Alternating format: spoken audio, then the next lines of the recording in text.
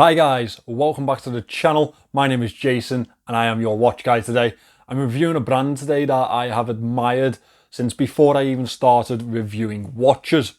Now this is a micro brand by the name of Peren, and you may have heard of them, you may have seen them in other reviews before. I actually first spotted them on Jodie's channel, and that was before I even created my own YouTube channel, before I even had an inkling of reviewing watches. And the brand for me had so much inspiration behind it and so much of a new wave of thought, and I really enjoyed it. They make Swiss made watches, but the one that I have in today is a little bit special. It's inspired by one of the rarest watches that you can come across on the market today. Only 1,100 were ever issued by the American military. Now before I start to introduce you to this watch, or its inspiration for that matter, let me just tell you that this watch has been sent to me for free by Peren. I don't have to return it. It is one to keep for my collection, and I am very grateful for that because I've absolutely fallen in love with this watch. Spoiler alert for the review. If you'd like to pick one of these up, they are still available on Peren's website and they are going for 595 Swiss francs. I have linked them in the description. Be quick because these are a limited run. So, with that out of the way, let's get into this review. So in the 1960s, the Blancpain 50 Fathoms was taking the world by storm, and it was time for the US military to get their hands on it. However, there was a slight issue. There was a preference for military budget towards US brands and US companies, which meant that the Blancpain wasn't an option for the military. However, a gent by the name of Alan Tornek had an answer for that. He was going to have Blancpain ship these pieces into the US with the name Tornek Rayville printed to the dial. And these were to be known as the Tornek Rayville TR900s. One of the rarest military watches that you could probably pick up on the market today. I actually had a look through a few past and present listings, and I saw them going anywhere from $65,000 all the way up to $90,000. And I think, honestly, for a watch that is so rare, it's probably a good asking price. Now, with this answer of the Blancpain 50 Fathoms coming to the US under a US brand, the Tornek Rayville, the military ordered 1,100 of these pieces and they were supplied to their special forces operators. Now, the rarity of this piece became even more so when most of the soldiers and the sailors that were issued these pieces didn't return them at the end of their service. And you know what? Fair play to them. If you're going to go to war for a country, the least they can do is give you a watch. The ones that were returned were stripped of the Tornek Rayville logo on the dial and they became sterile dial pieces, and they had to change the luminous to a tritium lume and they were then sold on into the world. They're some of the ones that you will see available on the market today. I saw that Hodinkee had one, in fact, for 65k. Now, where do Peren come into this story? Well, let me introduce you to the Nera Rogue X. This is the Peren Nera Rogue X.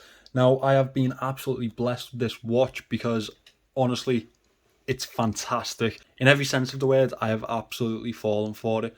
It's just an absolute beauty to have in hand. It is limited to 300 pieces. They are available on Peren's website, which I have linked below. 595 Swiss francs will get you one of these. And if you want one, do make sure that you're quick because they will sell out. As mentioned in the intro, this is inspired by the Tornek Rayville Project TR900. It is probably one of the rarest dive watches on the market now. Well, I say on the market. Peren's website claimed that there are 30 left in existence. However, when I was looking into it, I looked at Hodinkee's online shop and they claimed there were only 5 left in existence. I don't know if that's just the sterile dial version, but 5 known to exist. You can see why this is such a renowned piece, something that really has inspired Peren into building this piece. Now, it really does scream skin diver to me, this one. Lovely case profile. It isn't as thin as maybe you would expect. It is 13 millimeters thick. However, The casing itself makes up hardly any of that. It is mostly in this bezel here. Lug to lug, it is 49mm.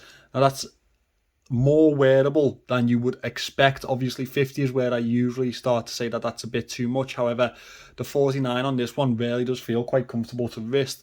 You can see that the lug's slightly curved to wrist also. 39mm in diameter here to here makes it very wearable on wrist, and it actually means that it comes in 2mm smaller than the toe neck itself. Lugs here are 20mm, which means that you can find plenty of different bands to swap this onto, and trust me, it is a bit of a strap monster. I have played around with plenty of different NATOs and leather bands on this one, and they all look fantastic. The casing is 316L stainless steel. However, we have this blasted, sandblasted type of effect to the casing here. There are 3 different levels to this one, and it gives this absolutely fantastic matte finish to the stainless steel. I think that really does emphasize that military type of feel to the watch. I think that if you're going to go any sort of way with a military inspired watch, it's definitely bead blasted. Over to the side here, we have a slightly oversized looking crown. It has plenty of great levels of grip to it. Screw down crown. Obviously this is a hacking and hand winding movement. I'll get into the movement very shortly. Screw this back in, and I'll show you the Peren logo embossed onto the crown there. Really nice effect, and it is also in the same finishing as the rest of the casing. As we move to the back of this watch, you can see there is a screw down case back, as you would expect from a dive watch. It is rated to 200 meters, which I think is pretty fair for a diver, and I do think that is quite a capable watch looking at the specifications and the build quality. Also has plenty of different aspects to the back of this casing here, all the different specifications. One thing that I do find really nice on the back of here, something that really did show a little bit of an imagination to me, this if found contact perenwatches.com. Now that is something that was also embossed on the back of the, not embossed, engraved on the back of the toe neck Rayville pieces.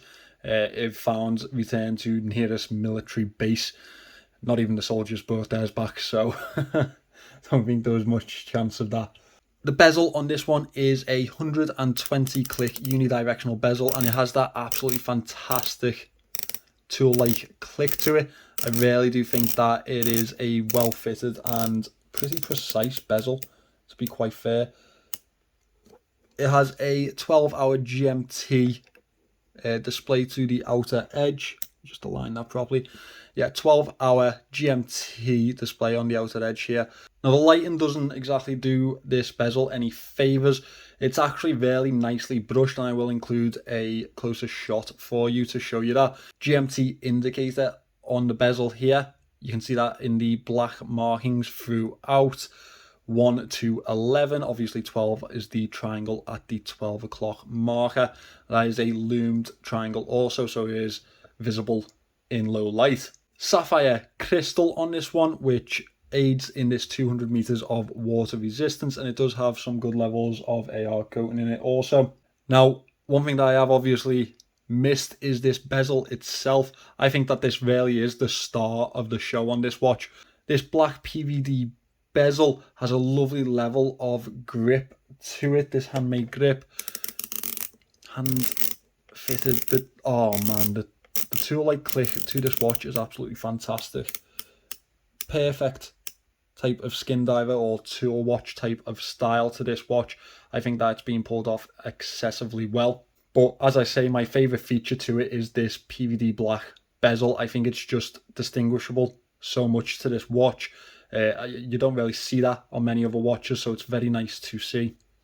As we move into the dial of the watch, it is a matte finish, very simple matte finish dial. However, every time you look at it, there's another aspect for you to see. We have the Peren logo up to 12 o'clock, followed by Peren Automatic. Down at the 6 o'clock, we have the Nera print, followed by 200 meters, which refers to that water resistance rating. If you can see down at the 6 o'clock here, I will try and include a closer shot. Swiss made either side of that 6 o'clock. Obviously, this is a Swiss made piece, and that's really just showing off the absolute quality of this watch. The chapter ring itself is blacked out and really does mirror that bezel on the outer edge, which I think is very nice. It gives a nice effect, and it also gives a level of depth to this watch. A really nice feature is the indices around the outer edge, which are printed to the dial, have a cutaway to the chapter ring, which almost gives an applied type of effect and gives another level to the dial itself. Squares for the hour markers, which are loomed, and I will show you that shortly, and a minute track running around the outer edge also, which makes it very easy to distinguish the time on this piece. Obviously, function is still definitely priority here, as it would be in a military piece. Finishing off the dial, we have the date window, which is color matched to the dial itself. It's not just a black date wheel on this one, it is color matched completely to this dial, which is really nice to see. That once again adds another level of quality to this watch for me. We have a simple sword style handset, however they are almost in Speedmaster type of effect with the white outer edge, and I think that makes it super legible on wrist. Completing this handset, we have this arrowhead second hand ticking around there, you can see, with that really smooth sweep. Now obviously it is time for me to get this loom shot on the road, and one thing that I will say is that when I've worn this on wrist and woken up in the middle of the night, it is like a nuclear bloody reactor on my wrist. If that's anything to go by, this loom shot is going to be top level. As I mentioned, nuclear reactor on wrist is BGW9 Super Luminova on this one, and honestly the capability to last through the night is real for this piece. As I say, I've woken up in the middle of the night with it on quite a few times, and it is the first thing that I'll see, and I think that's where you should really be going with a dive watch, especially one that's built to this type of quality. You want it to be easily legible in low light situations, and it needs to last. Again, that's the specifications that it would be expected to be built to for the military, and they have definitely nailed this one here, Peren. So they've done, yeah, fantastic job. Very impressed with it.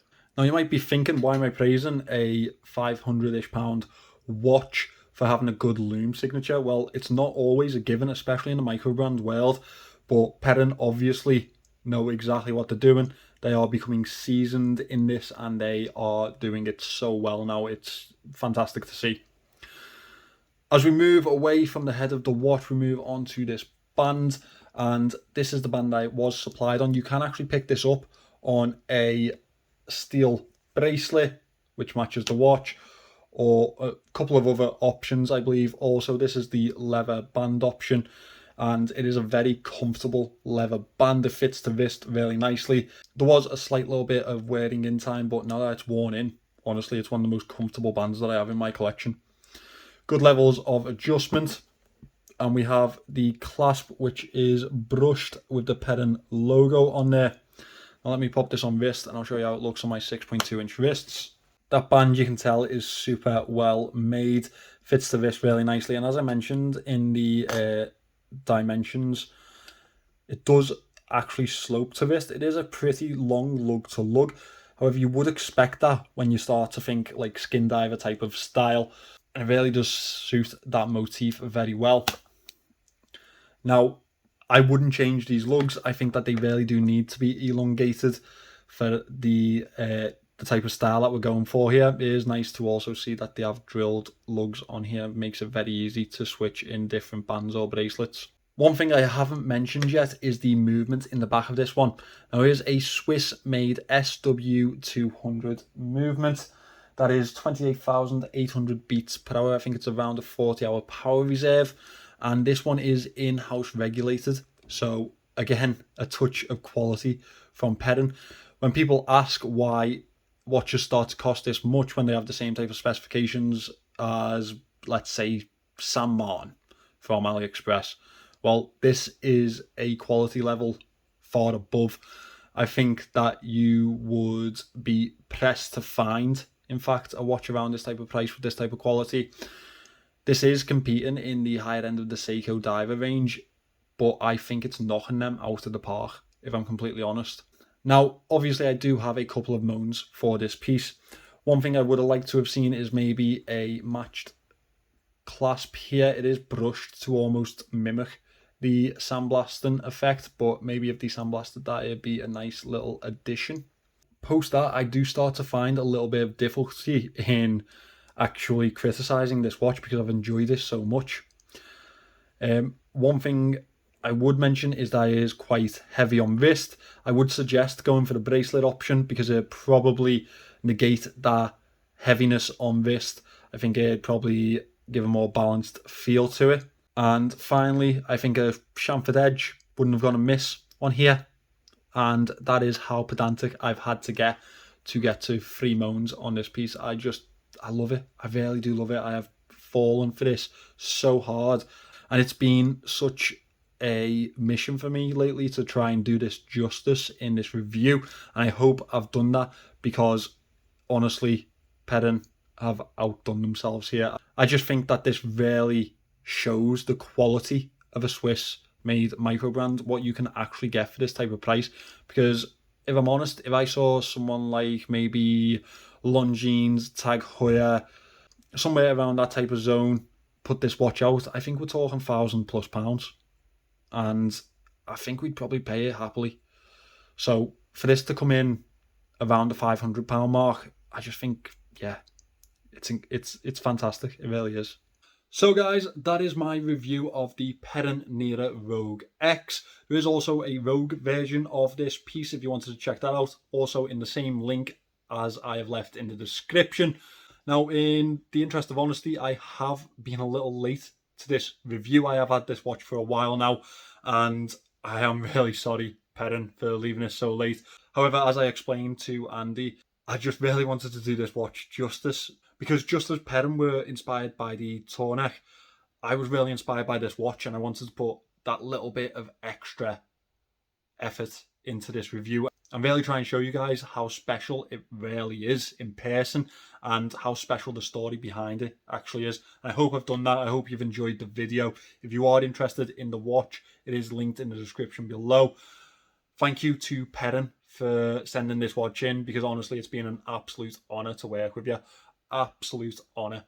Can't put it any other way. This is a brand that really did inspire me into wanting to review watches when I first started watching videos on it and really watching watch reviews. As I say, I saw this on Jodie's channel before I started this channel, and it was one of the brands that really did inspire me. So thank you very much to them for working with me, and I hope we get to do it again in the future.